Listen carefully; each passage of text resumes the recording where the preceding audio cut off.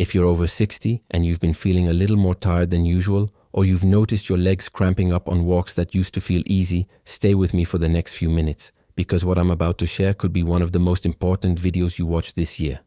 Somewhere between 18 and 20% of people over 60 are walking around right now with narrowed arteries and don't know it. Not because they ignored the signs, but because those signs don't look like what we've been taught to expect. They look like tiredness. They look like getting older. They look like nothing at all, until suddenly they don't. By the end of this video, you'll know the 9 quiet signals your body sends out when your arteries start narrowing, and more importantly, what you can actually do about it starting today. So if you care about protecting your heart, your brain, and your independence in the years ahead, hit that subscribe button right now before we go any further. Because this channel, Longevity Insight, is built entirely around helping you catch these things early while they are still easy to act on. Let's start with something most people don't realize. Your arteries are not rigid pipes. They're living, flexible tissue, lined with a smooth layer that lets blood glide through with almost no resistance. When you're young, that lining stays clean and elastic. But over decades, especially if cholesterol, blood pressure, or blood sugar run high, a sticky substance made of fat, cholesterol, calcium, and cellular waste begins to collect along artery walls. This is plaque, and the medical term for the condition is atherosclerosis. It doesn't happen overnight.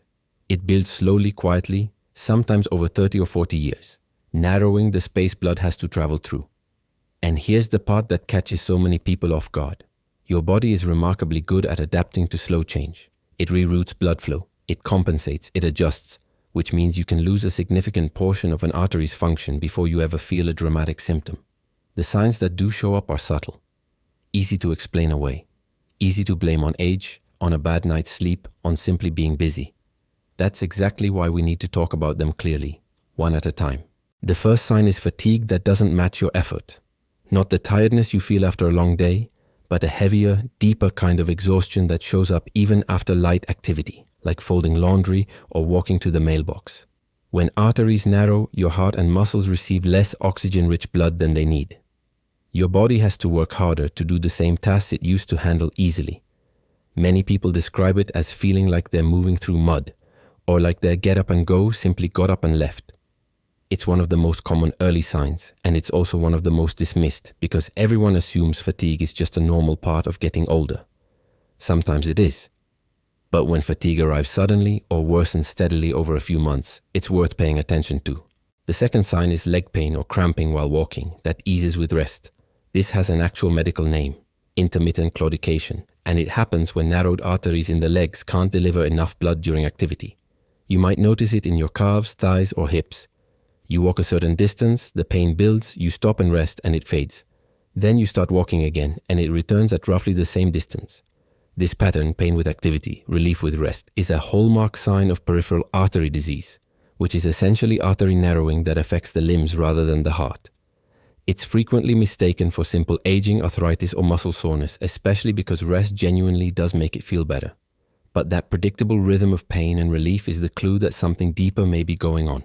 The third sign is shortness of breath during activities that never used to bother you. Climbing a single flight of stairs, carrying groceries in from the car, walking briskly to catch a green light.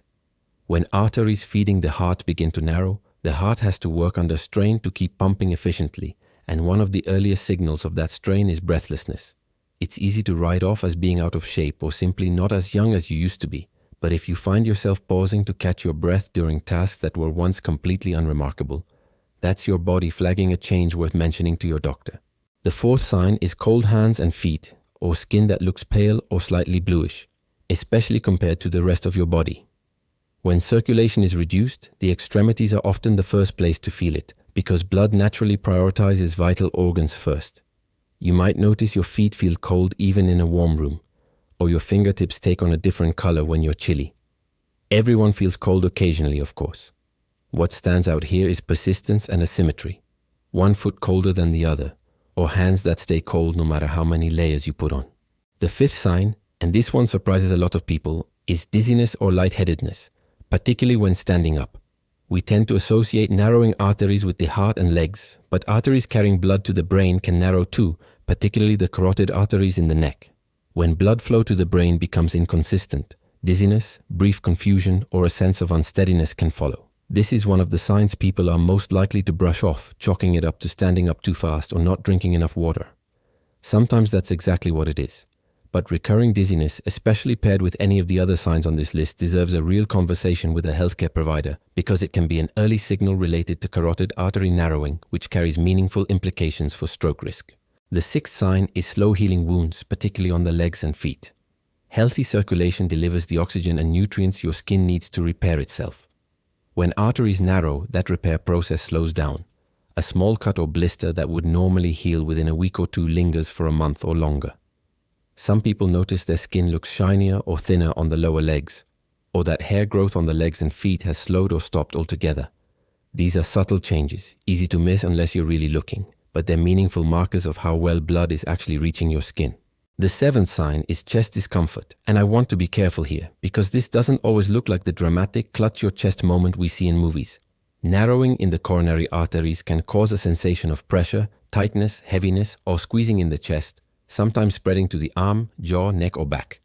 It often appears during exertion or stress and eases with rest. This is called angina, and it's essentially your heart telling you it isn't getting enough blood flow for the demand being placed on it. Some people describe it as indigestion. Some describe it as a dull ache they can't quite locate. If you experience any chest discomfort, especially discomfort tied to physical activity, that is never something to wait out. It deserves prompt medical attention. The eighth sign is subtle memory changes or difficulty concentrating. This one tends to catch people completely off guard because we don't naturally connect memory with artery health. But your brain depends on a constant generous supply of oxygen-rich blood, and when that supply is compromised by narrowing arteries, cognitive function can be affected. This might show up as trouble finding the right word, misplacing items more often, or feeling mentally foggy in a way that feels different from your normal baseline. Of course, memory changes have many possible causes, and this is not a call to panic over every forgotten name. But a noticeable shift, particularly alongside physical symptoms like fatigue or leg pain, is worth discussing with a doctor. The ninth and final sign is a general drop in exercise tolerance, meaning you simply can't do what you used to do, even though nothing else in your life has changed. Maybe you used to walk 2 miles without a second thought, and now half a mile leaves you winded. Maybe gardening, a hobby you've loved for years, now tires you out faster than it ever did. This overall decline, when it happens gradually and consistently, often reflects the cumulative effect of reduced blood flow throughout the body, and it ties together many of the other signs we've covered. It's the body's way of saying quite plainly that something about your circulation has changed. Now, here's something important I want you to sit with. None of these 9 signs, on their own, means you definitely have narrowing arteries. Fatigue can come from poor sleep. Leg cramps can come from dehydration. Dizziness can come from a dozen harmless causes. That's exactly what makes this so tricky, and exactly why so many people miss the pattern until a more serious event forces the issue. The real value here isn't in diagnosing yourself from a video. It's in recognizing a pattern, especially when 2 or more of these signs show up together or worsen over time, and treating that pattern as your cue to have an honest conversation with your doctor. Simple, accessible tests exist for this. Blood pressure checks in both arms and both ankles, a comparison called the ankle brachial index, can reveal circulation problems in the legs. Blood work can reveal cholesterol and blood sugar patterns tied to plaque buildup. Imaging like an ultrasound can look directly at blood flow through the carotid arteries or the heart. None of it is invasive or frightening. It's simply information. And information is exactly what lets you act early instead of reacting late. So let's talk about what actually contributes to arteries narrowing in the first place, because understanding the causes is what makes prevention possible. High blood pressure is one of the biggest contributors. Constant excess force against artery walls damages the smooth lining over time, creating exactly the kind of rough surface where plaque loves to accumulate. High cholesterol, particularly elevated LDL, the type often called the bad cholesterol, is another major factor because LDL particles are what actually get deposited into artery walls to form plaque in the first place. Diabetes and elevated blood sugar contribute as well, since high glucose levels can damage blood vessel linings and accelerate the entire process. Smoking and tobacco use are especially harmful because the chemicals involved directly injure artery walls and promote inflammation, and quitting is consistently one of the single most powerful things a person can do for their circulation at any age. Excess weight, particularly around the midsection, chronic stress, and a sedentary lifestyle all add to the load as well. And genetics play a role too. Some people are simply more predisposed to plaque buildup regardless of lifestyle. which is exactly why family history matters and why regular checkups become more valuable, not less as we get older. The encouraging news, and I really want you to hear this part, is that artery health is not a one-way street. Plaque buildup can be slowed and in some cases even partially reversed through consistent lifestyle habits. Nutrition is one of the most powerful levers available.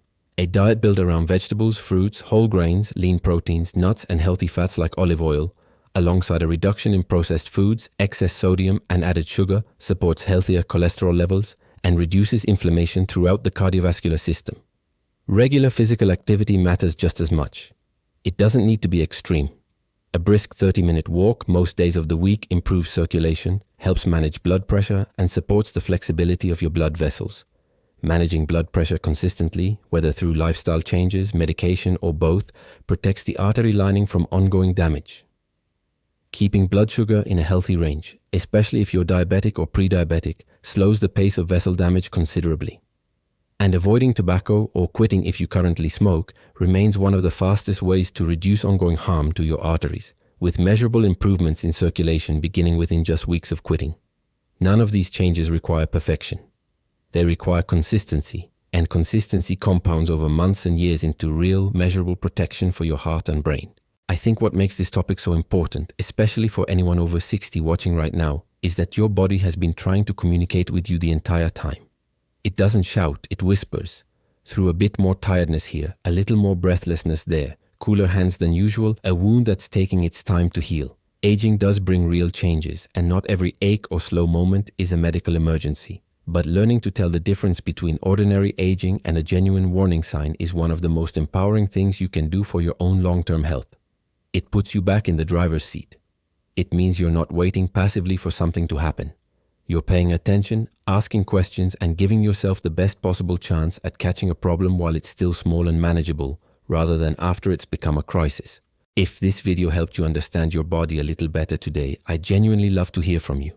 Drop a comment below and let me know which of these 9 signs surprised you the most, or if you've noticed any of them in yourself or someone you love. This community grows stronger every time we learn from each other's experiences, and your comment might be exactly what prompts someone else watching to finally schedule that checkup they've been putting off.